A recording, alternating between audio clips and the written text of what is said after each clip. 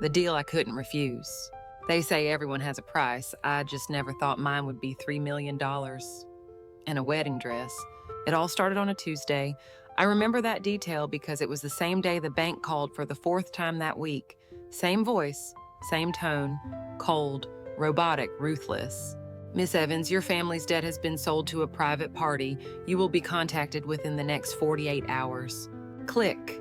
No explanation, no sympathy, just numbers and silence. I stared at the phone in my hand, numb. Dad had died 2 years ago, leaving behind a small bookstore and a mountain of debt. Mom fell into depression and stopped talking altogether. And me? I gave up everything, college, dreams, life, just to keep the lights on. So when the knock came on our door that evening, I already knew the devil had arrived. He didn't come in a black cloak. He came in a tailored charcoal gray suit with a Rolex on his wrist and a smirk that said he already owned everything in the room. Miss Evans. Miss Evans, he greeted. I believe you've been expecting me. I hated how smooth his voice sounded, like silk dipped in poison. He handed me a folder. Inside, a detailed breakdown of our debts, a contract, a wedding proposal. His name was Damian Blackwood. CEO of Blackwood Holdings, a name that rang like thunder in the financial world, but to me it meant nothing. I had never met him, never heard of him. So why was he offering to erase my family's debt in exchange for a 1-year marriage contract? I don't need a wife, he said, just a public image. Apparently a scandal had recently hit his company. Whispers about how he drove his last business partner to suicide. Rumors of fraud, of cold-hearted takeovers. He needed a distraction, a redemption story, a woman from humble beginnings who looked innocent enough to make the world forget he had claws. Oh, this is absurd, I snapped. You think I'd marry a stranger just to fix your reputation? He didn't flinch, didn't blink. Instead, he slid a check across the table. $3 million, tax-free, debt gone, store saved, mom taken care of. And one clause, no falling in love. I didn't sleep that night. I stared at the contract until dawn, read it again and again. Every clause, every line, every trap. He wanted a wife for 1 year, events, public functions, occasional appearances, no intimacy required, just presence and silence. By morning, I had made my decision.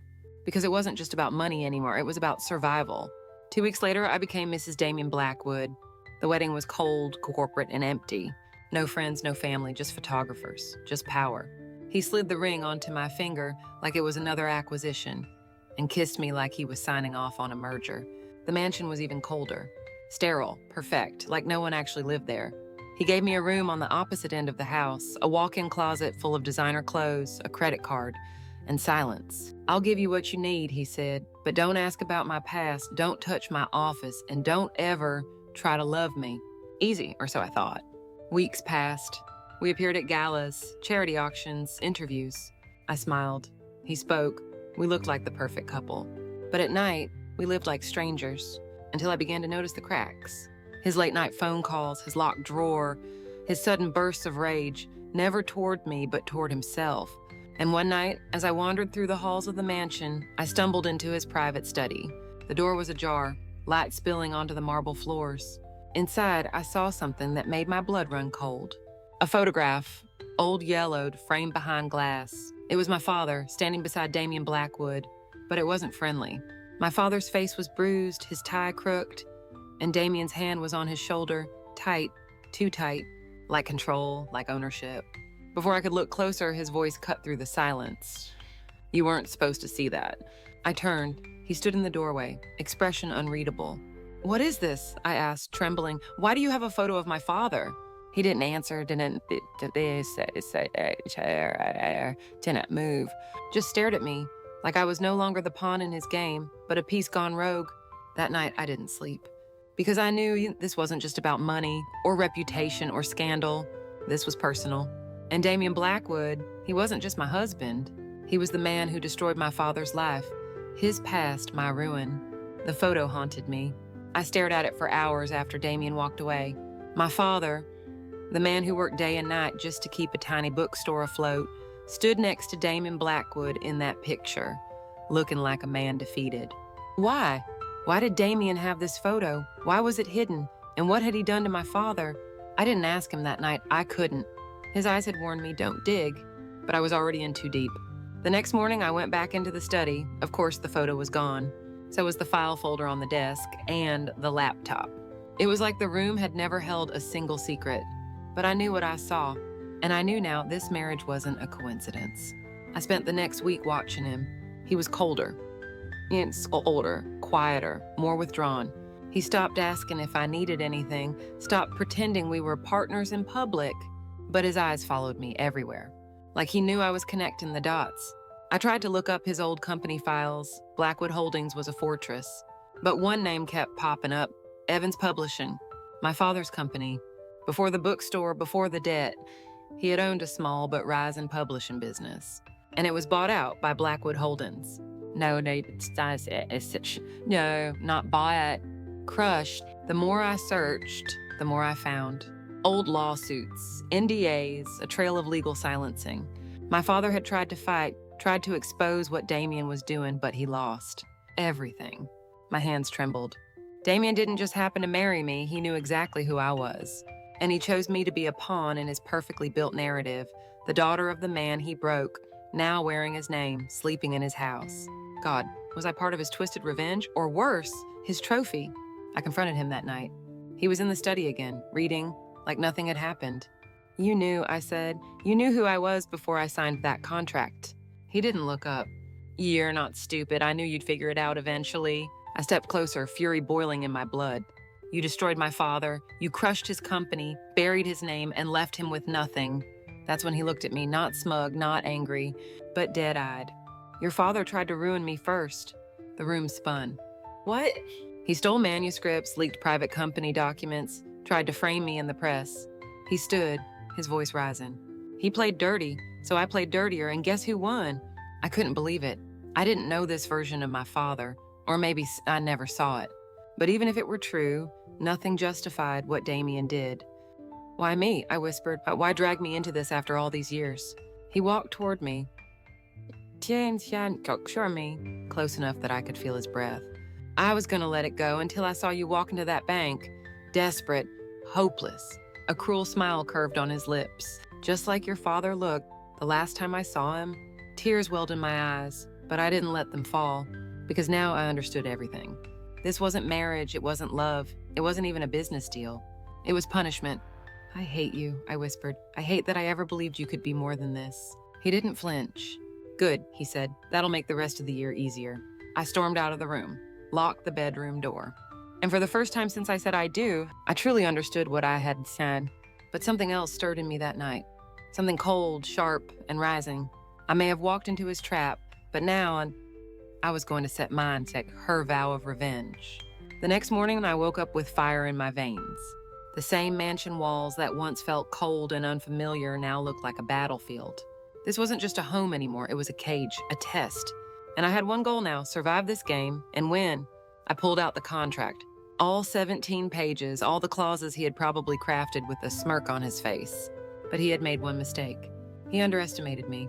Clause 8.3. In the event of emotional misconduct by the husband that results in measurable distress to the wife, financial penalties will be applied at the discretion of the Board of Blackwood Holdings. It was a throwaway clause, probably meant to look compassionate on paper. But guess what? Now it was my bullet. That night I played my role. Dinner, smiles, a casual mention of attending therapy sessions to help adjust to our marriage. He didn't question it, didn't care. Perfect. Because each session would now document my emotional trauma, legally, medically, permanently. Meanwhile, I called an old college friend, Mia. She was working in media now, freelance journalist, one who hated corruption more than anyone I knew. I need your help, I told her, and I have a story that will break headlines. Over the next few days, I played the perfect wife, held Damien's hand at charity events, smiled beside him during interviews. But behind the scenes, Mia and I collected everything.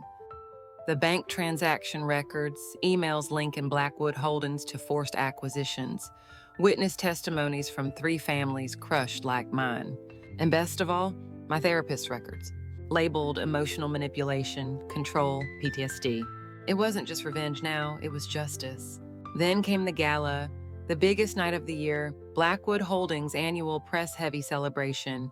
He told me to wear red, said it made me look loyal. I wore black instead, elegant, silent, deadly.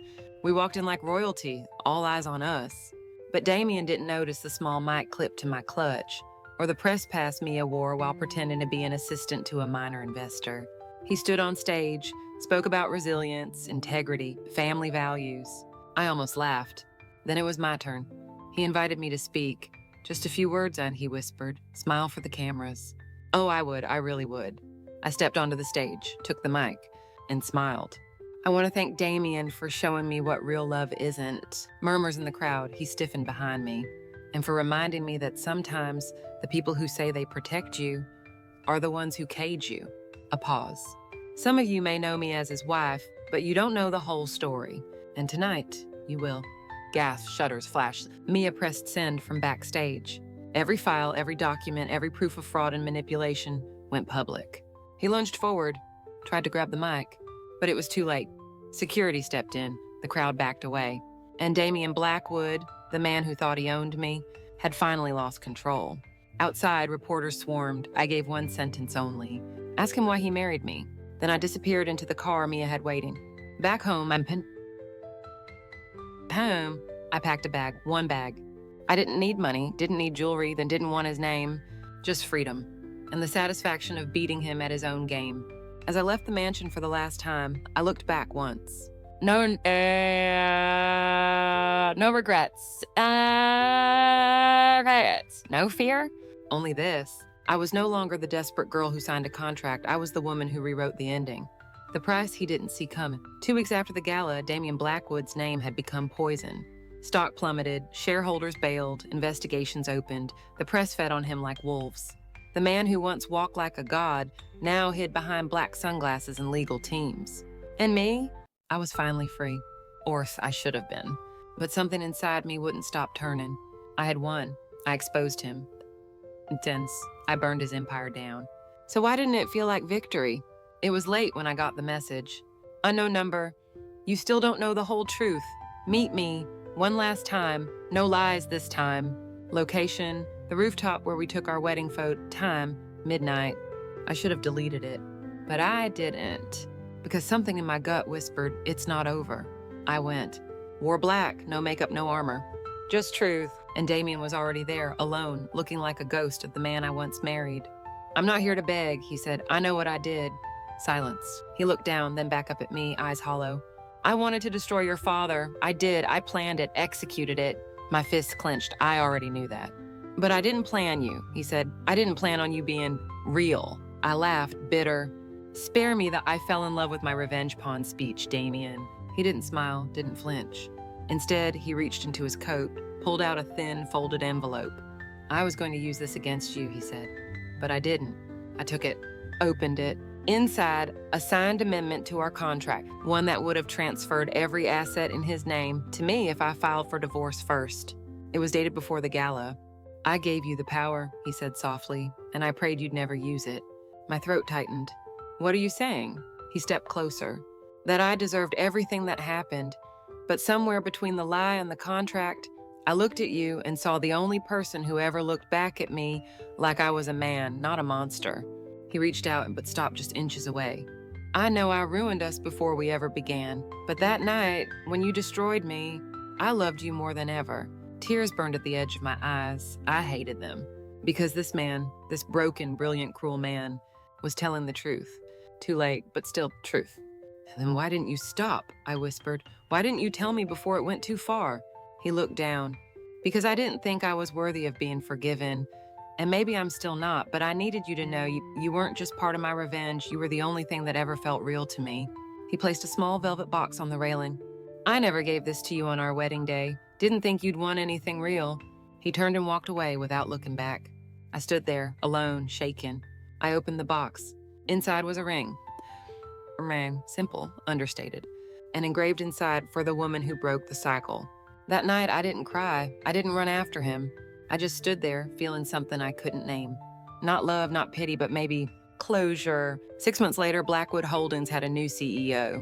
The board begged me to take it. I declined. I opened a literacy foundation instead, in my father's name, helping small publishers, helping dreamers, helping ending women. The press kept chasing the love story that ended in betrayal, but I never told them the ending. Because truth is, sometimes you don't need revenge to win.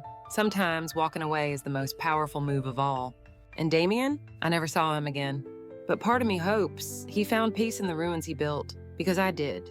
Not in the love he offered, but in the love I finally gave myself. After everything, I stayed free. 6 months had passed, and yet his shadow still lingered in the corners of my mind. Not because I missed him, but because he had changed me. I still lived in the same apartment, same city, but nothing about me was the same. I no longer wore fear like perfume, no longer silenced myself to avoid confrontation, no longer waited for someone to save me. Because I had done it, I saved myself. The foundation I built grew fast, too fast. Victims came from everywhere, women from high towers and small towns, all with stories that echoed mine. And I listened, held their hands, told them one simple thing. Your pain is not your fault, but your healing is your power. Then, one evening, a letter arrived. Handwritten, no return address, only my name on the front. The handwriting, I recognized it instantly. Damien. My hands trembled as I opened it. There was no anger in me, only curiosity. Inside, a short message. You once asked me why I didn't stop, why I didn't tell you the truth sooner. I've thought about that question every night. And the answer is because I thought you'd leave me. And losing you felt worse than losing everything else. But I lost you anyway, so maybe this is justice, maybe this is peace. Keep the ring, not because it means anything anymore, but because you earned every ounce of power I ever tried to take from you. And if you ever wonder whether I meant any of it, I did, too late, but I did. Add D. I folded the letter, took a deep breath, and burned it. Not out of rage, but release. Because that's the thing about closure, you don't always get it in courtrooms or final conversations. Sometimes, closure comes when you choose to stop carrying someone else's guilt. When you stop letting a broken man define your worth. A year after I walked away, I stood in front of a crowd, giving a keynote speech on empowerment. I wore red. Not because he told me it symbolized loyalty, but because now it symbolized fire, freedom, fury, and forgiveness. At the end of the event, a young woman approached me. She said, "Your story saved me. I almost signed a contract like yours. Now I'm starting over." She hugged me. And for the first time, I cried. Not out of pain, but because I finally knew it was all worth it. I didn't need Damien's apology. I didn't need to know if he regretted everything, because I had rebuilt myself from the wreckage. And what stood in the mirror now wasn't a survivor, wasn't a victim. It was a woman who turned her scars into strength. And that was the most beautiful revenge of all. The end.